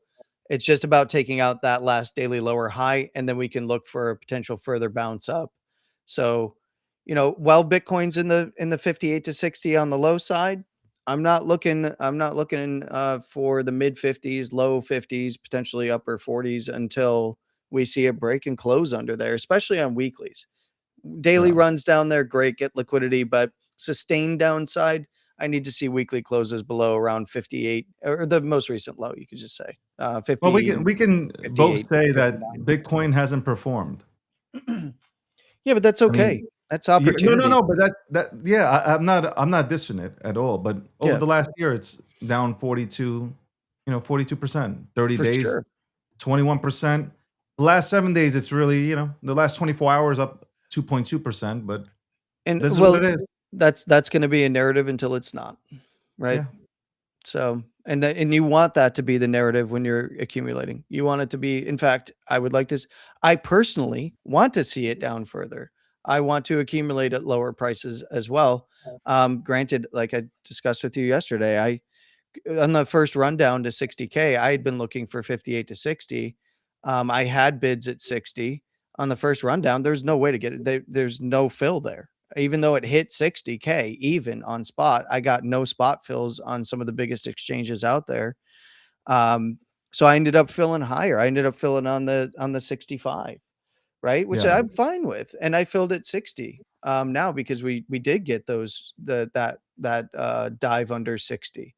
So, and I'm going to fill lower if it goes lower. If it doesn't go lower and it starts to paint a bullish structure, I'll just fill in the next higher low structure on a more higher term time frame. I'm willing to um, take whatever average up if I need to, because I'd rather confirm the structure and leave the door open for possible lower right now. I have no problem though. I bid 60. I picked up some bags. Let's put it that way. Even David, I even picked up some bags of meme coins. Can you believe Nice. And that? we'll talk about that. Weird. Um, I'm looking. So like, I guess walking through like what I'm thinking. So like for every sector, so I'm looking at privacy, right? I pulled up Midnight, obviously. Yep. In terms of privacy, it's up 9%. It's been hovering in this 3 cent range I have my for a agent while now. waiting, by the way. Say that again. Oh, your Agent agent's Agent waiting? Landy is waiting. Yeah, I'm waiting for my avatar, so I'm gonna have to I give them a call, man. I'm in queue. I'm in queue, so I'm like 1,000 or 1,144. I haven't checked the queue today, but while we were talking yesterday, I actually went and I bid some midnight. So, because I told you it had triple bottom there, so even if it goes lower, I'll bid some more. But So um, here's my thing with like Midnight. Okay, max supply 24 billion, right? yeah, Um, circulating yeah, is already pretty 16.6. much, yeah, yep, But here's my thing. All time high, obviously, when it first came out, it was like 11 cents, almost 12 cents, whatever. yep. Two point, almost 2 cents was the low. Here's what I'm looking at though. Where is it? Like, I'm trying. Okay, look. If let's change this. Who Yeah, can I we would change definitely this to? change this. Yeah, Maybe ADA market cap. you want to do Ada? Yeah. Okay. Even though I know ADA's falling, I'd be curious to see what it would be at a Cardano market cap. So is it So this is how 37 I'm. cents? I Yeah. want you to understand, like Landy, like I want you to understand, like how and like we all have our different ways of going about shit, right? Yeah. I use this. I really use my own tools. Like I like using my own products. I really do. Like I Yeah. just I know the features and I know like these things can help me position myself into having a better opportunity of winning. So look, for instance, if we do compare, we are comparing Cardano to Midnight. If you put $1,000, like this is how I'm focusing. And this is what more people should do because they think, oh, if I put $1,000 into something, I'm not going to do anything. Like it's not gonna, nothing's going to work out here for me. But if you have this mindset of I have $10,000, right? I only have $10,000 to play with. If you put $1,000 into Midnight and it goes to the market cap of Cardano, you've made $11,339. I know that doesn't seem a lot to people. That's not a lot of money to some people. But now I got 11,003 minus whatever the initial. I'm in profit. This is what I'm looking. I'm looking at oversold assets. You put 10 grand into this, it's $113,000. So you can, if you have $10,000, you could just say, fuck it. I'm just gonna put $10,000 into this. It goes to 113. It hits the market cap of 6.2 billion, which I'm pretty sure it will. Like that, it should easily hit. It should easily hit this number. Mm-hmm. You're good. I mean, how many people make this in a year? That's my thing. Like, I think people go for these home runs, and that's how they fail. Instead of going for a single, you're going for home runs. It's kind of like what the Spurs did. They go for, instead of going for 2-pointers, going to the paint, you guys are just shooting threes and hoping that it goes in. Mm-hmm. I like to see, obviously, Monero. Listen, it'd be a Not far. 12x. Yeah, not far off from where the ADA, because it's comparing market cap, right? Yeah. So, these are the things like Midnight, Monero. I'll take a flyer on Zcash because it doesn't matter what I think about certain things. You look at momentum, right? You look at who's pushing it. If you like money, you'll pick it up. If you don't like making money and you're a sports fan, you won't touch it. And that's fine. That's totally fine. Memes. Hold on. I want to look at hype. You'll never see the puppet pick up any Zcash, but I will trade Zcash on extreme leverage to the short side. Hyperliquid is at 58. Yep. That is not a bad number. You put $1,000 into Hyperliquid, and no, hold on. Over time, though, I would like to see it in. There's a local area for Hyperliquid between 48 and 51 that I would like to see it tag. Me personally, You I think know it it's could go on to the rise to $40 billion market cap? what Hyperliquid. I think it's Yeah. already well past that in terms of No, fully it's at diluted 12. value, isn't it? Fully diluted value, it's past that, but 12. Yeah, no, it's in terms of circulating. Yeah, no, Yeah. I could see it going to 100 billion and more Okay, so over time. Might take a while. let's say you compare it to Solana, hypothetically speaking. I'm just using the market cap. Yeah. If you put 10 grand in, I mean, it's 30,000. Like if you put 100 grand in, you got 300,000. If it hits Solana, it goes up. It does a 3x, which it should easily do a 3x. I think actually Hyperliquid is going to do big time numbers. I have some pretty high targets on Hyperliquid for the What do very you think long term. Hyperliquid is going to do? I think we could see potentially next bull run peak 500 and above for Hyperliquid personally. So then if you put $1,000 into Hyperliquid, At the top of the next bull run, and I do mean bull run in it's made earnest. a nice living, man. Yeah. I'm Man, you imagine if you got into this at $3.81. Sir, sir, I've been I'm in laughing. Hyperliquid since day one, brother. I know. I'm laughing. I'm laughing. Hey, shout out to my Hyperliquid friends. You know who you are. Keeping me in the game, by the way, because there was a short period of time there I was like, I don't know. Maybe I'll just sell all of this. And they were like, you better not sell all of it. And I was like, all right, I'll trade for more. Let's look at Ash. And I have. That big rundown to 20 to 25 bucks was the sweet spot. Many people in the Hyperliquid ecosystem, and traders like myself, were very heavy on the bid there, when it got there. So comparing these two, right? Because Yeah, we know what this is all about. Look, there's a lot of people that are speculating that Aster, which you can't spell. The joke is you can't spell disaster without Aster. Um, and that, of course, I do believe is a very funny joke, but I also don't think Aster is going anywhere. I think it's going to continue to not only stick around but grow in the longer term. If you're looking for value plays, first of all, open the chart, find the right spot. Um, I'm not endorsing it in that way, but if you, I do think it's going to be around, and it will experience substantial upside in the longer term. I don't think it's gonna go anywhere. A lot of people look at, You don't think it has a you remember chance to? GMX? You remember GMX and the Yeah, collapse yeah, there? yeah, yeah. So a lot of people are looking at, "Oh, well, Hyperliquid's gonna be that, or Aster's gonna be that," and obviously, this is people just giving their opinions online. Usually, they have some vested interest in giving those opinions.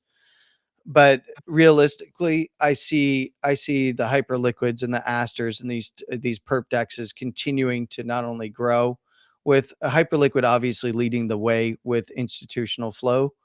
Um, but I think that if you are looking at a short list of those of that particular sector, that you have to consider Aster. You have to consider some of these other perp dexes, and chains, right? You have to. You cannot just ignore them, because when institutions come on chain and they are tokenizing all these different stock tokens and RWA assets, they're going to want to pair it with their liquidity, right? And liquidity begets people coming to trade and take advantage of what is going on there. So naturally, that will benefit the underlying token. And obviously, it's going to take a little while, in my opinion.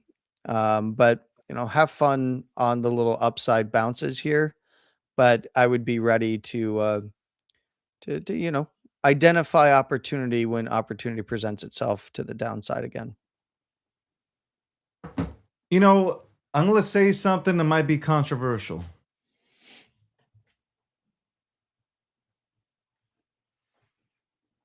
I'm going to You? say something that's going to be controversial, Randy. No. No, come on. No. David Goxstein say something that might be Yeah, controversial? that's weird, right? I've That's weird. never yeah, that's I don't believe it. I I love memes. I love memes. I think people know that I love memes. I really do. I do. But memes have left a bitter taste in my mouth. No Diddy pause. Sorry.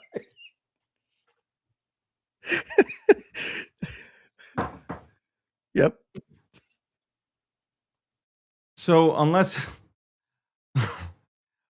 it's a meme, like I do my research on memes. I like I like getting into memes with like history.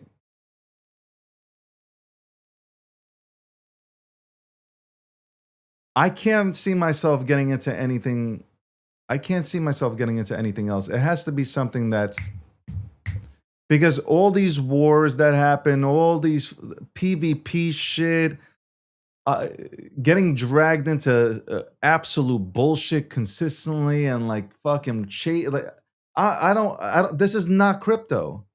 This is absolutely not crypto. One of the motherfuckers. I'm one of the motherfuckers that went on national TV, and I'll repeat that before anybody did to talk about memes. This is not, this is not it. And that's why, like, it's like, yo, you know what? Keep this shit. Y'all cats can do whatever the fuck you want. I'm going to my, I'm going to my bread house, man. I'm going to find the next chain link.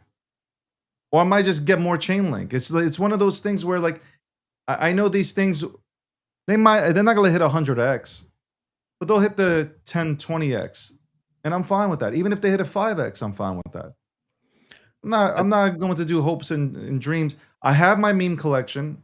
I will hold it, but I don't know if I add something else. Like I really can't see myself adding. It has to be it has to have history to it. It has to have lore. I'm talking about serious lore for me to go ahead and even consider it. Even consider it.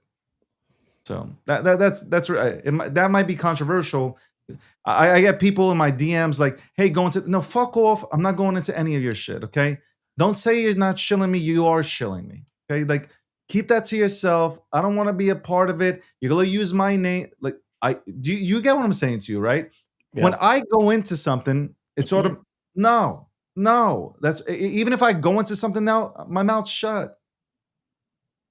But that's where I'm focused. I'm focused on let me find the next chain link. Even though I don't believe there will be one, let me find the next one. Let me find something that's oversold. Chain link looks good here, man. I think it's not gonna break its all-time high. So Well, Randy, I know that you gotta run.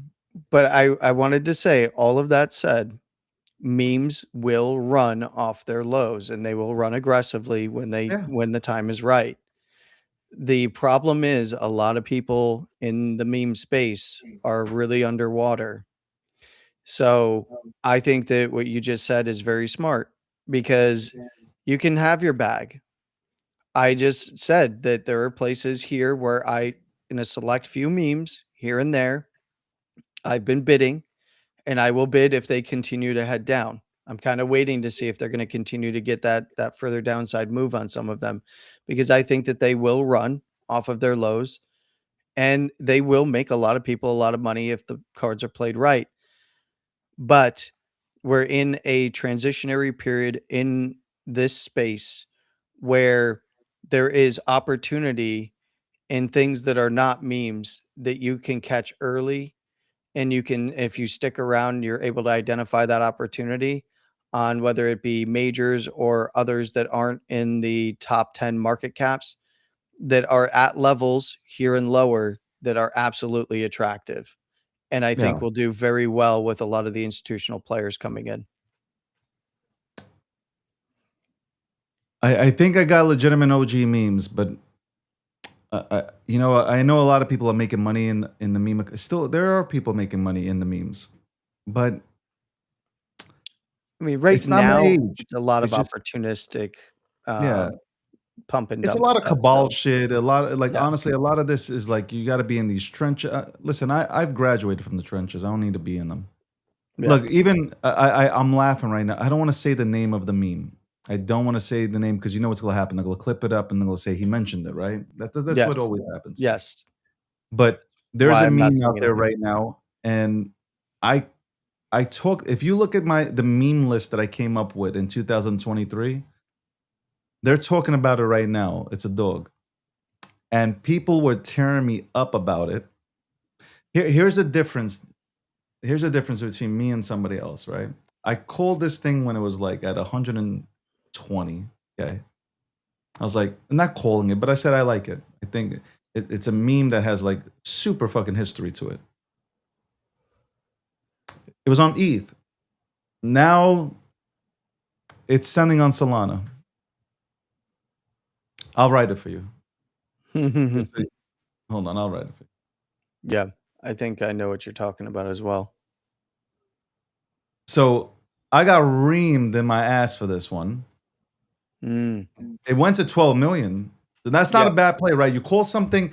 Here's the difference between when David G calls something. Sorry to use myself in the third person.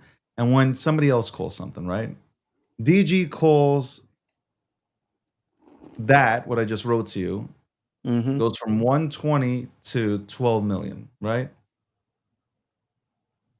And I went into it because I saw names in the holders. I seen names with the wallets, and I'm like, you know what? I'll get in. Who knows, right? I might send just because everybody starts, and it was the Pepe crowd that was in there mostly. So who Yes. knows? Maybe it sends off of that. Went to Yeah. 12 million. Great. Cool. Now there's one on Solana that went to 6 to 7 million. Yep. Nobody's holding spaces about that. They held spaces about me, though, about me calling that. Mhm. But nobody's saying anything about, I don't even want Yeah. to say his name. Yeah, no, I But know. I know you exactly know what who you're talking called about. that one, right? Yes. Yes, I know So exactly who did. Yeah. he calls that, and it's like flowers. So you can tell the difference of, I'm not trying to be in the cool crowd. I'm not trying to be in your trench. I'm not trying to be in your chat. But before, if I would have done that in let's say 2021, it's celebrated. Oh, D Mhm. called something. Cool. Like with Verge and all these things I can name out. Now the young broccoli heads, this is who I'm competing with. Not even competing with, these are the people that are biting at the ankles. So Mhm. I agree. Yep. it's really weird, but okay. You don't hear nothing though. I read the timeline. Nothing said. Nothing. You know what they're doing? They're actually using my post that I made in 2023 Yeah. to say that, yo, D saw this. Yeah, I know. And I I'm not also even have seen acknowledging that it. floating around. Yeah, Yeah. I know. I'm not even acknowledging. You know, when I was younger, and especially in this game when I was younger, I'll be like, yo, what the fuck you told get onto social media and do that thing, right? Now I just don't acknowledge anything. Like zero. Just So put out somebody in the audience is gonna get what I'm about to say. Just put out a post that just says disavow with a period at the end, and that just be I the just only said post. send it to hell. That's what I should say. Um, nah, just disavow, disavow, disavow. The Somebody out there audacity, is smiling. the main account told me I must get in. Can you imagine that? Uh, That's like, we need your money, Dave. Watch it sentence to We want like to exit liquidity. We need 400 mil. EL, bro, so we can dump on your ass. Watch it absolutely sentence though. What? Say You that type- again? you like send it to hell or disavow, and then it absolutely sends to like 400 or 500 mil. That would be hilarious. I'm sorry, that would be hilarious. I don't care. I'm not in it. Have your fun, everybody. Have your You know fun. what's difficult? Like, we came to crypto, before you go, we came to crypto and we should be building, like, we should be building products on chain kind of thing. Like, there's nothing wrong with that. It's just that the people here make it impossible because they're praying for you to fail, and they're judging you based on market cap instead of judging you based on what you're building. And that's the difficult part. That's why I understand Charles doesn't want to talk to anybody, because here he is pouring his own money in, doing a whole world tour, talking about Midnight, and which Midnight would benefit Cardano's ecosystem. But instead, you have not only Cardano cats who, for some reason, dislike Charles, but you have a bunch of other people that just dislike Charles because he has an opinion on things. And if it's not the opinion of what they hold, they're attacking him and funding him. So it's like nobody's rooting for anybody to actually win here unless like unless your whole crew is just louder than everybody else. You get where I'm going with that? Like, if you don't have a crew that's louder than everybody else, then like you're gonna get flooded like crazy. So what is the purpose of crypto? That's what it really comes down to. What's the purpose of this industry if you can't come in here? I'm not saying people should support you while you're building. That's not what I'm saying. Like, you automatically you should win the support of the people, but god damn it, like, it shouldn't start off with like a lynch mob like outside of your goddamn fucking business telling you like, yo, we want to see you fucking fail. It is really, I'd rather build something in Silicon Valley than build something here in crypto. And though if I build something here in crypto, it can, I think it would be totally successful, but it's hard to do that. I'm not building a media company and these kind of tools, that's great. I'm talking about building it on chain. Yeah. That a utility token that comes with it, you can't do it because everybody will look at market cap. And that's it. Now, if you don't give a fuck about what anybody says, I can care less about what a lot of people say here. Then like go for it. But like if you really do care about people's opinions, you're absolutely going to go bankrupt because you're not going to focus in on what the goal was to begin with, and it's just all going to collapse. So I don't know. That's just my line of thinking. I also think that a lot of bullshit hacks are going to happen, which we've already seen one happen. I think it was the ticker was H or some shit like that. Where as soon as like AI, the new model from Anthropic came out for what was it called? What came out just now? Which Fatal? Is it not Fatal? Oh, you're talking What was the AI new model came out? Oh my god. Yeah, my brain just broke because I was typing to you in the It background. replaced 4.8. Fatal, I think. Fable. Shout out to Bobo. Yeah, that came out and all of a sudden it got hacked. So anyway, you know, like, and I think that a lot of companies that are or want to get out or exit, I think they'll use that as an excuse. But hey, those are my opinions. I'm speculating. I'm just saying. I think people will use the cybersecurity shit to go ahead. Fable was it? So Fable's the new model for. Thank you very much for letting me. I've used it already. I think it's actually it's smart, but it's dumb. Like I can't explain it. I've used it. I think it's good, but it's being held back. It reminds me of 4.1, the model 4.1 from Claude. But either the case, I appreciate you, Lane. I know you got to run. I don't want to keep you here, but I appreciate you. Well, thank you for having me on, David. It's good to talk to you. And then tomorrw, tomorrow's going to be Fun. Tomorrow's gonna be crazy. Yeah. I can already feel it because I'm gonna jump in Hey. too. Rob and you are going to be very happy with what's going on over there right now. I'm sure you're watching the news very closely. And one of my predictions about at the very beginning, one of my predictions might be coming true as we are talking right now. We'll find out, I guess. Rob, I went on Rob's show yesterday, and I was just mentioning that me and you had a heated debate, and somehow he turned it into we're right. Into Like me and him are right. Oh, okay. Whereas like Rob, first of all, I was trying to get respectfully, I was trying to make sure that I wasn't overstaying because the Knicks game was coming on. I'm just being honest. Like, and all I was saying is that the conversations that I had with Land, so your name was being brought up because you had a conversation with him on Monday. Yes. I had the heated debate with you yesterday. Yeah. And now I'm like, listen, this is what I feel. It's just like people that I spoke, me and you talked about this. I go to the whatever, and I explained that. Oh, Rob loved it. It's like, yeah, of course he did. You know, I know he loved it. And yeah, hey, I'm like, hold up. He's like, the Republicans don't got balls. I'm like, hold on, I got balls. I don't know what the fuck we go. He ran with it. Yo, it really exposed him as a fucking Democrat. Like, Rob had his Kamala knee pads on.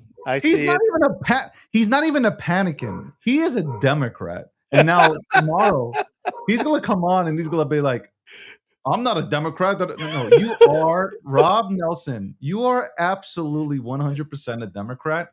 Because me saying that, you ran with it like Republicans don't have balls, they can't stand on it. And I'm like, bro, I'm just saying during my conversation with Landy, we just didn't see eye to eye on something, but that doesn't mean Republicans don't got balls or, bro, I was like, man. And I'm looking at the time, I'm like, it's 8:31, bro. The ball's about to be tipped off. So I'm like, yeah, okay, yeah, that's yeah, you're right. You're right. You win. But well, that's funny. Well, it'll be fun tomorrow, David. Yeah, we'll see you tomorrow and have fun. And I guess Bits is doing some AI shit on me. I have no clue. I got Wait, really? Oh, I gotta go check it out. He tagged me on some shit. That's beautiful. Good job. Shout out to you. Thank you so much for coming on. Much love, brother. Much love. That is Landy, my best friend. Yeah, that's right. And we'll be right back with this after this commercial break. Quote of the day, right? Quote of the day. What first got you excited about blockchains? Think about it. Oh, wait. I bet it wasn't multi-million-dollar hacks, exposed data, or finding somewhere safe to store your seed phrase. Was it? Maybe it was the idea of decentralizing a broken financial system.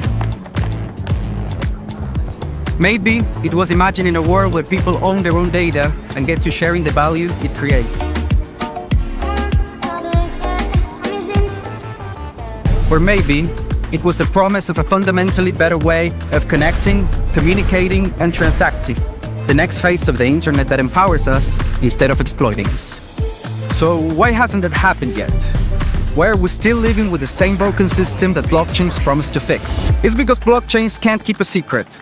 Enabling open, transparent systems was only the first half of the challenge. For blockchains to really change the world, they also have to be able to protect our sensitive data when it matters.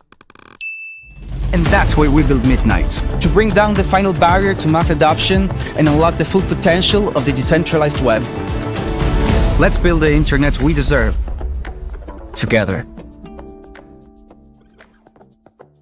Ladies and gentlemen, we all know this in crypto. Ownership matters.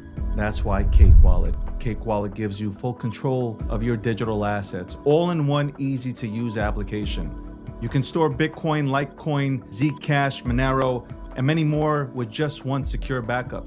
Swap between coins in seconds. No copying addresses, no complicated steps, and even includes Bitcoin Lightning for faster payments. And with Cake Wallet built in, you can use crypto in real life through debit cards or gift cards.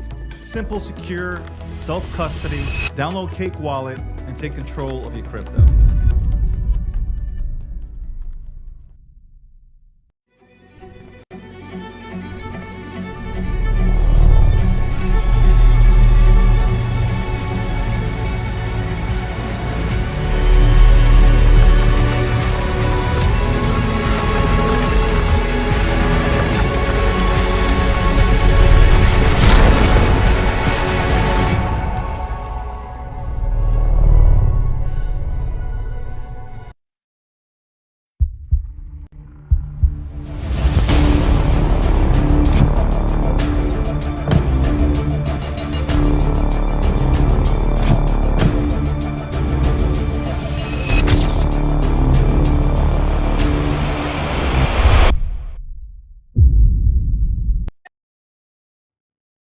What's going on, guys?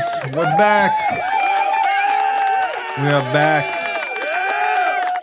This is breaking news, though. We got breaking news out of I don't know if I should bring on what's his name? Bring on Rob. Maybe I should bring on Rob to get his take for. Let's see if he's available. Bring on Rob for a few seconds, because right now the president of the United States of America, Donald Trump, has announced that apparently there will be a signing of an agreement with Iran. So I don't know.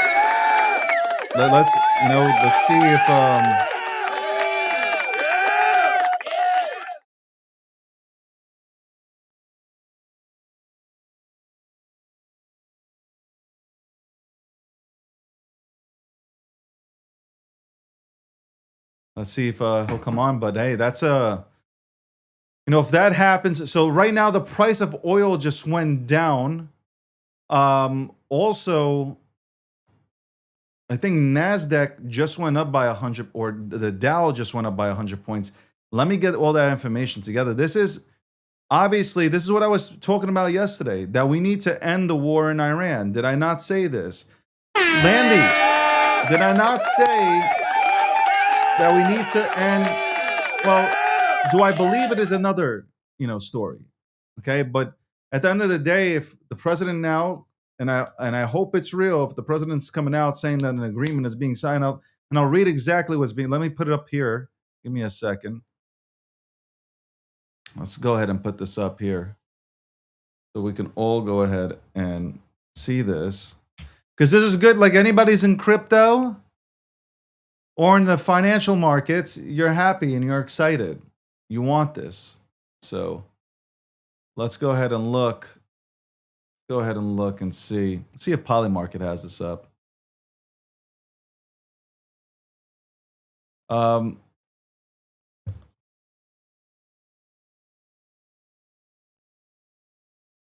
Wait, hold on. A lot of things have just came in. So right now, Trump, let's go ahead and look at this. This is from Polymarket. Let's bring this up here real quick. Polymarket is, well, others are reporting on this too, but Polymarket, let's go to Polymarket quickly. Man, I hate that my thing is fucking not working today, man. Again. All right, let's go ahead and look at Polymarket. Polymarket right now. I don't know if you guys see this. Let's go ahead and look at Trump's comments. Trump says Iran could get the greatest deal in history if it surrenders and declares the U.S. is the greatest power. Just in, Trump officially nominates former SEC Chair Jay Clayton as the next Director of National Intelligence. That's a weird pick. Here goes Polymarket 19 minutes ago. U.S. and Iran projected to reach a ceasefire extension agreement by the end of the month. 59% chance. That's what Polymarket is reporting on right now. But there were other reports that were coming in. That a deal has been struck. Vice President J.D. Vance to appear on The View on June 16th. Holy shit, what the fuck?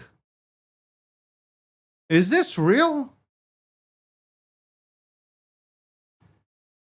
Is this real?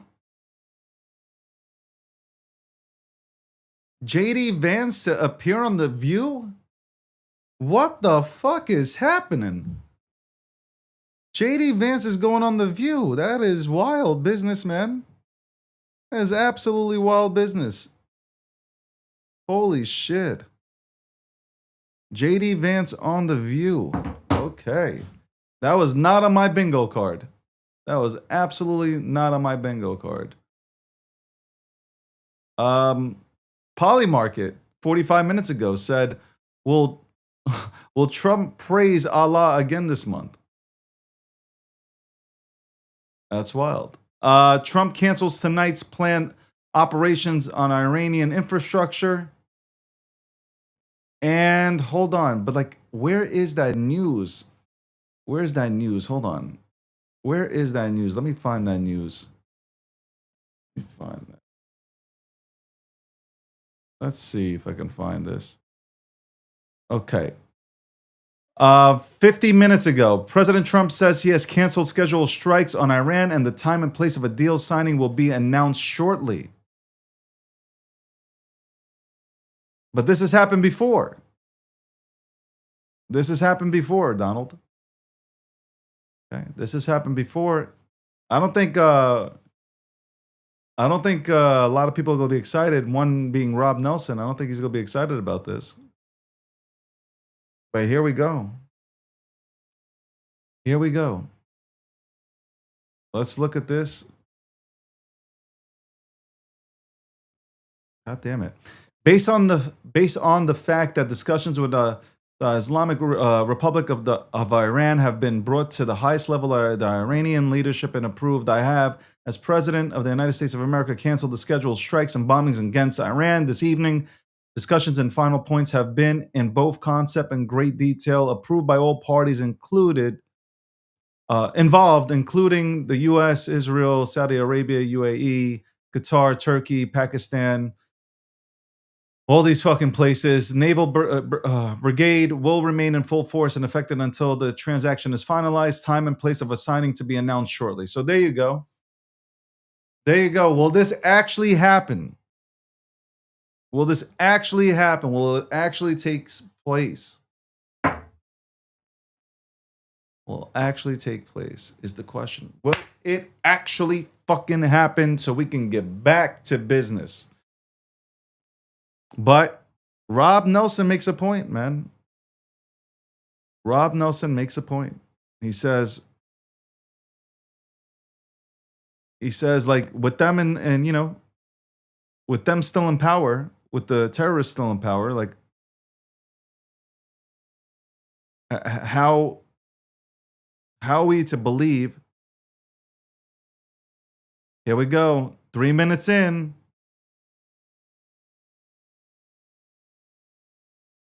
So Trump says here's what's happening right now. Trump says negotiations with Iran are pretty much wrapped up. That's Trump. Okay, that's Trump saying that. President Trump saying the deal's wrapped up, essentially.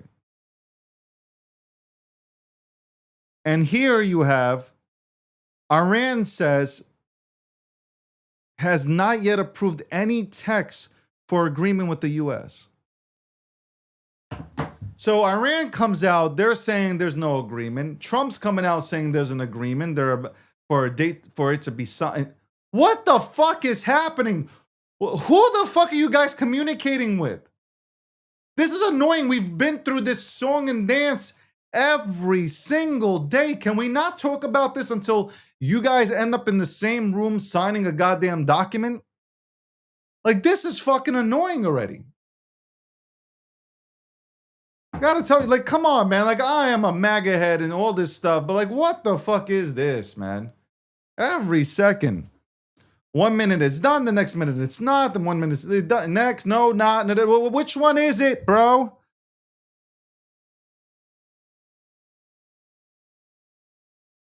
That's why people don't believe in this shit. And this is why you have people acting the way they're acting, man. This is only going to make Democrats, I'm telling you right now, Democrats are just going to use this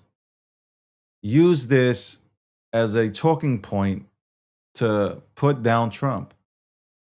I'm looking right now, the official announcement that came out 55 minutes ago it's the same thing that I read, so it doesn't really fucking matter. But all that happens is the market turns around real quick.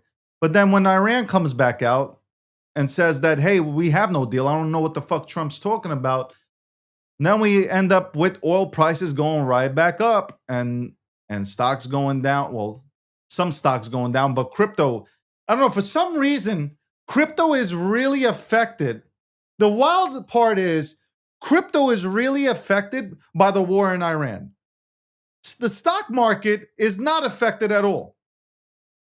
Stocks have not been affected at all by what has happened in Iran, but for some fucking reason, crypto is affected by the news in Iran. It's so fucking weird. It like really is so fucking weird to watch how crypto is affected by Iran, but the traditional markets don't give a fuck. Not even, no fucks given. Jesus, this is crazy. This is crazy work, I gotta tell you. This is crazy. Rob is probably sleeping, man. You know, he got the same bedtime as Biden, so shout out to Rob. He's probably sleeping.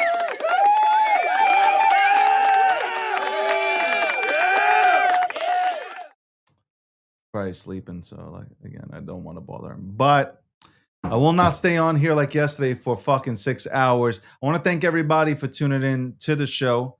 Okay. Tomorrow we'll talk about more assets, more digital assets. A lot of things in the works behind the scenes. So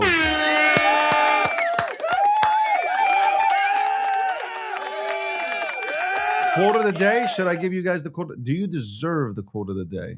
Okay, I'll give you the quote of the day. Let's go quote of the day. Quote of the day. Let's find the quote of the day.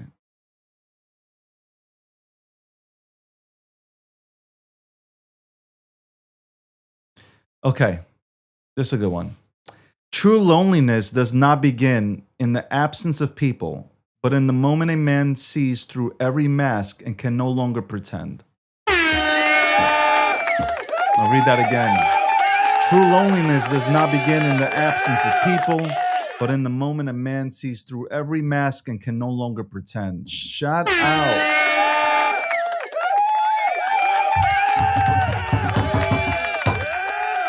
I love you guys.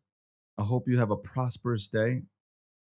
Have a great day and even better tomorrow. Shout out to my boy, Kiel Patterson, for that one.